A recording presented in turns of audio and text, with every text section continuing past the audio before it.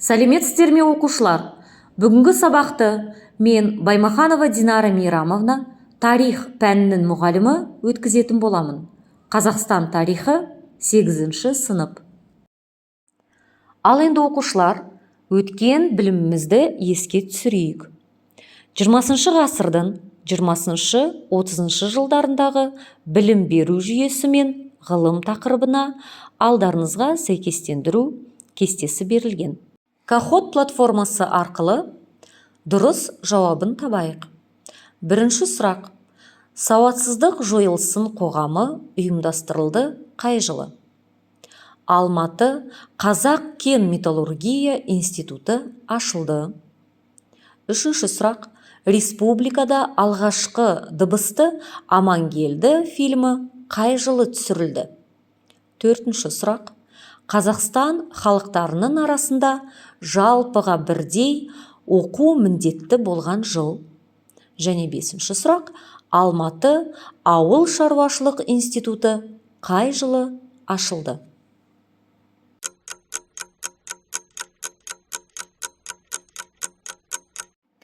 Ал енді дұрыс жауабын көрейік. Бірінші сұрақ. Сауатсыздық жойылсын қоғамы ұйымдастырылды 1924 жылы. Екінші сұрақ. Алматы Қазақ кен металлургия институты ашылды 1934 жылы. Үшінші. Республикада алғашқы дыбысты Амангелді фильмі қай жылы түсірілді? 1938 жылы. Келесі төртінші сұрақ. Қазақстан халықтарының арасында жалпыға бірдей оқу міндетті болған жыл, ол 1930-1931 жылдары. Және бесінші сұрақ. Алматы ауыл шаруашылық институты қай жылы ашылды? 1930 жыл. Жарайсыздар оқушылар, тапсырманы жақсы орындадыңыздар. Оқушылар, алдарыңызға ұсынылған суреттерге назар аударамыз. Суретте кім бейнеленген? Және бүгін біз қандай тақырып бастаймыз деген ойдасыз?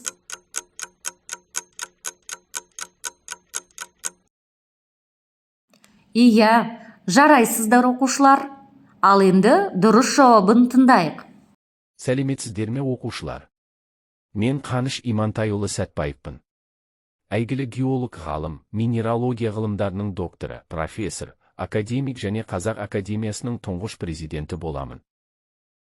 Бүгінгі сабағымыздың тақырыбы Қаныш Сәтбаев жан-жақты ғалым. Оқу бағдарламасына сәйкес оқыту мақсаты. Қаныш Сәтбаевтың Қазақстан өнеркәсібі мен ғылымын дамытудағы рөліне баға беру. Сабақтың мақсаты. Қаныш Имантайұлы Сәтбаевтың зерттеген кен орындарын анықтап, картаға орналастыру. Қаныш Имантайұлы Сәтбаевтың жан-жақты ғалым екенін талдап, ерекшеліктерін сипаттау. Қаныш Сәтбаевтың Қазақстанның ғылымын дамытудағы рөліне баға беру. Құндылықтары, еңбекқорлық және кәсіби біліктілік. Оқушылар, түртіп алу әдісі арқылы ұсынылған бейнероликті мұқият қарап, тыңдайық. Керек мәліметтерді дәптерге түртіп аламыз. Қаныш Сәтбаев кім? Ол туралы не білесің? Қаныш Сәтбаевты ғалым ретінде кім таниды? Қаныш Сәтбаевтың геологиядан тыс қандай еңбектері бар? Қаныш Сәтбаев кім? Ол туралы не білесің? Қаныш Имантайұлы Сәтбаев, аса көрнекті қазақ геологы, қоғам қайраткері, Қазақ КСР ғылым академиясын ұйымдастырушы және оның тұңғыш президенті, Қазақ КСР академиясының академигі, Қазақстан геологтары ғылыми мектебінің негізін қалаушы, Қазақстандық металлогения ғылымының негізін салушы. Туған жері бұрынғы Семей губерниясының Павлодар уезіндегі Ақкелін ауылы. қазіргі Павлодар облысының Баянауыл ауданы. Сауатын ауыл молдасынан ашқан болашақ ғалым Павлодардағы Орыс қазақ мектебінде, Семей мұғалімдер семинариясында, кейін Томск технологиялық институтының Тау-кен факультетінде геологиялық барлау мамандығы бойынша білім алды. Оқуын аяқтағаннан кейін бар өмірін Қазақстанның минералдық ресурстарын және рудалық кендер генеалогиясын зерттеуге арнады. Оның қалдырған ғылыми бай мұраларының ішінде жезқазған кені туралы зерттеулерінің, Сарыарқаның металлогендік және болжам карталар жөніндегі еңбектерінің маңызы ерекше. Жезқазғанның ірі мыс рудалы аудандар қатарына жатуы, кезінде осы кеннің жоспарлы түрде кең масштабтағы барлау жұмыстарын ұйымдастыруға болатын ірі объект екенін дәлелдеп берген Сәтбаев еңбегінің нәтижесі. Сондай-ақ ол минералдық шикізатқа бай Сарыарқа, Кенді Алтай, Қарағанды, Қаратау секілді аймақтарды да ерекше зерттеді. Олардың кендерінің стратиграфиясы, тектоникасы, құрылысы, металлогениясы, неохимиясы және шығу тегі туралы маңызды ғылыми қорытындылар жасады. Ғылымға формациялық металлогендік анализдің кешендік әдісін енгізді. Ол Қарағандыда металлургиялық зауыт салуға, Қостанай, Алтай темір және марганец, Қаратаудың фосфорит кендерін және осылар секілді көптеген ірі нысандарды игеруге, Ертіс Қарағанды каналының қазылуына, біраз ғылыми зерттеу институттарының ашылуына тікелей араласып, зор еңбек сіңірді. Қаныш Сәтбаевты ғалым ретінде кім таниды? Академик Қаныш Сәтбаевтың көп қырлы талантының жарқын көрінісі, ол ғылыми жұмыстардың ұлы ұйымдастырушысы бола білді. Оның халқына мұраға қалдырған қазынасы, іргесін өзі қалаған ғылым ордасы Қазақстан ұлттық ғылым академиясы. Қаныш Имантайұлы бұл ғылыми ұйымдастырушылық жұмысқа 1941 жылы шақырылды. Осы жылы КСРО ғылым академиясының қазақ филиалының орынбасар басшысы болып сайланды. Ол сол кезде КСРО-ға кірген Күншығыс республикалары халықтары өкілдерінен шыққан тұңғыш академик еді. 1946 жылы 1 маусымда КСРО ғылым академиясының қазақ филиалы негізінде Қазақ КСР-ның ғылым академиясының, қазіргі Қазақстан Республикасының ұлттық ғылым академиясының ашылуы республика өміріндегі аса маңызды оқиға болды. Қаныш Имантайұлы Сәтбаев академия президенті ретінде ғылым мен өндірісті байланыстыруға, ғылыми жетістіктерді өндіріске енгізуге үлкен мән беріп отырды. Қаныш Сәтбаевтың геологиядан тыс қандай еңбектері бар? Қаныш Сәтбаевтың геологиядан басқа мәдениет саласында тарихта қалдырған еңбектері мол. Шоқан Уәлиханов жазып алған Едіге жырын мәтініндегі қазақ оқырмандарына түсініксіз араб, татар сөздерінен тазартып, қазақ тілінің жаңа орфографиясының негізінде қайтадан дайындаған. Ғұлама ғалым Ұлытау өңіріндегі басты тарихи, мәдени, археологиялық ескерткіштерді зерттеді. Жезқазған Ұлытау өңірінен көптеген этнографиялық мұраларды жинап, Жезқазған ауданындағы көне заман ескерткіштері атты еңбегін жазды. Онда Ұлытау өңірі ежелгі металлургия орталығы болуымен қатар, қазақ этносының саяси орталығы екені де толық дәлелденген. Қазақ орта мектебінің төменгі және жоғары сынып оқушыларына арналған алгебра оқулығын дайындаған.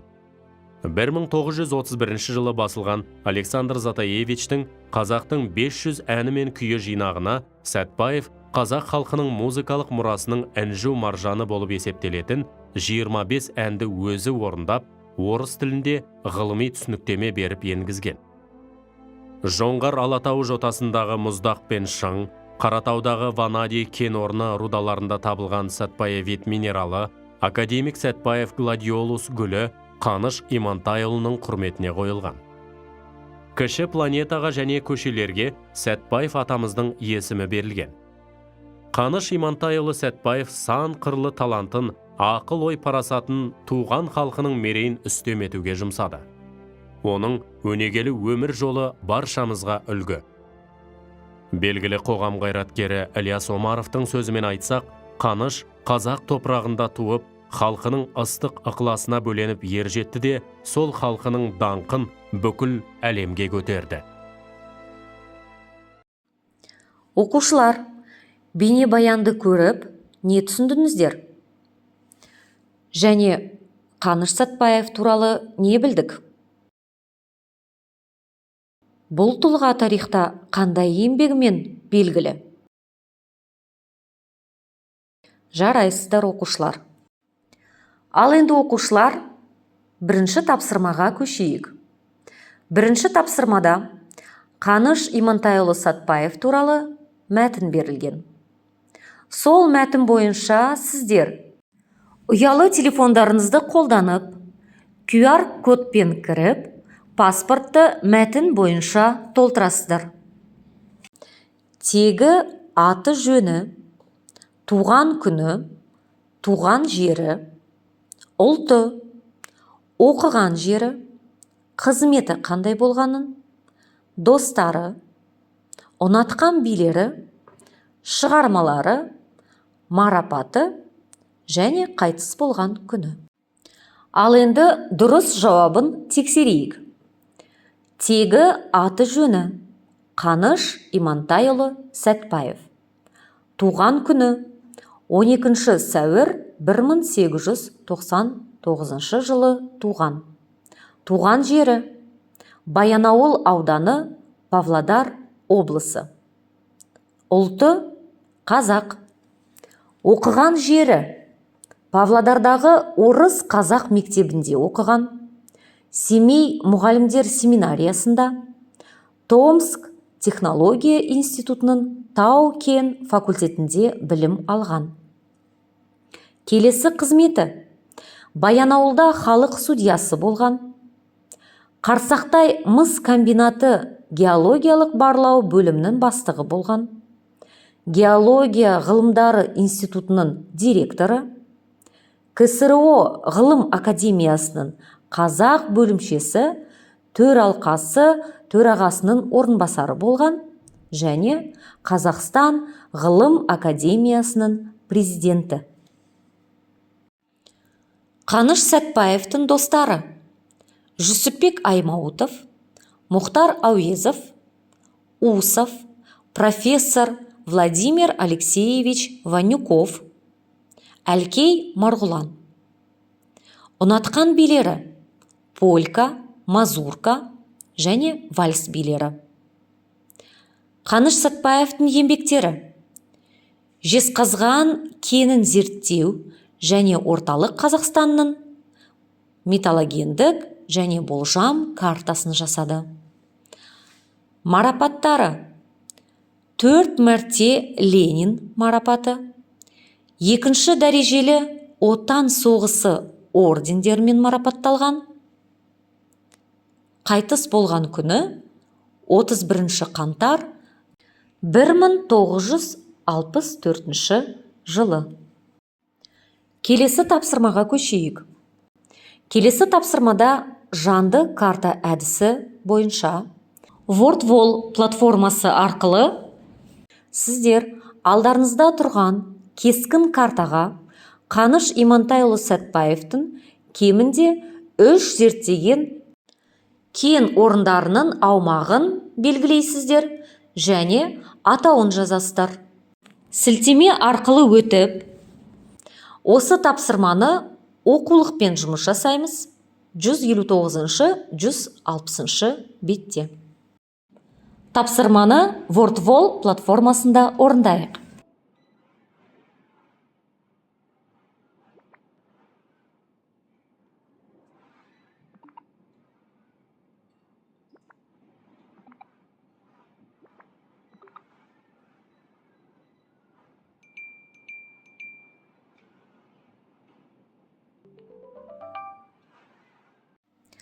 Дұрыс жауабын тексерейік.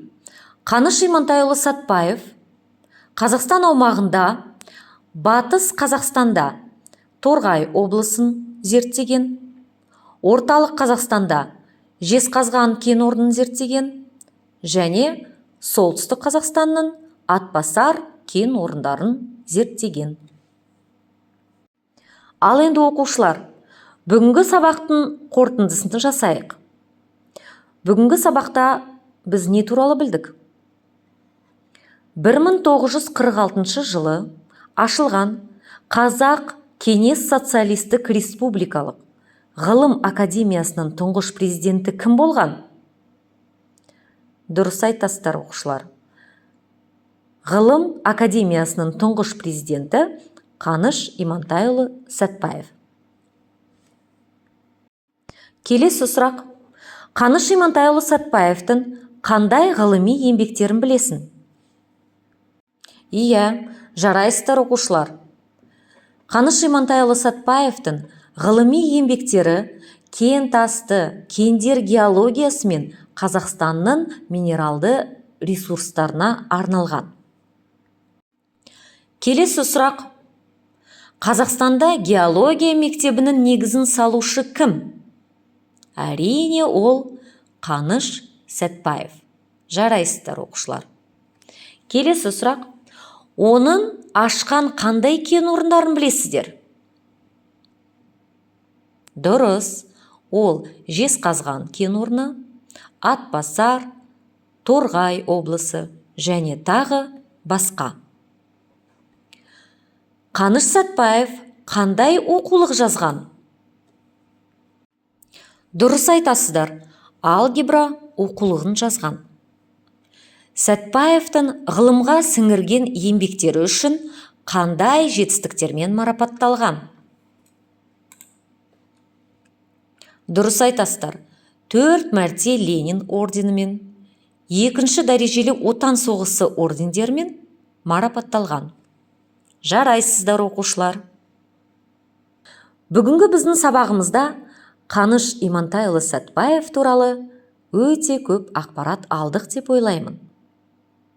Және де Қазақстан мемлекетімізге, біздің отанымызға Қаныш Сәтпаевтың еңбегі өте зор.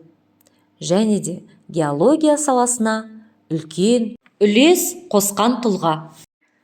Келесі сабаққа үй тапсырмасын жазып алыңыздар. Қаныш Сәтпаевтың Қазақстан ғылымына қосқан үлесіне 5 тест сұрақтарын дайындайсыздар. Білім поштасы арқылы кері байланыс өткізейік. Бүгінгі сабақта Қаныш Имантайұлы Сәтпаев туралы не білдіңіздер? Сіздердің алдарыңызға хат берілген. Сол хатта сіздер Қаныш Сәтпаевтың Қазақстанның ғылымын дамытудағы рөліне баға бересіздер. Иә, дұрыс оқушылар. Бүгінгі сабақта біз сіздермен Қаныш Имантайұлы Сәтпаевтың зерттеген кен орындарын анықтадық. Және Қаныш Сәтпаевтың жан-жақты ғалым екенін талдап, ерекшеліктерін сипаттадық. Назарларыңызға рахмет. Сау болыңыздар.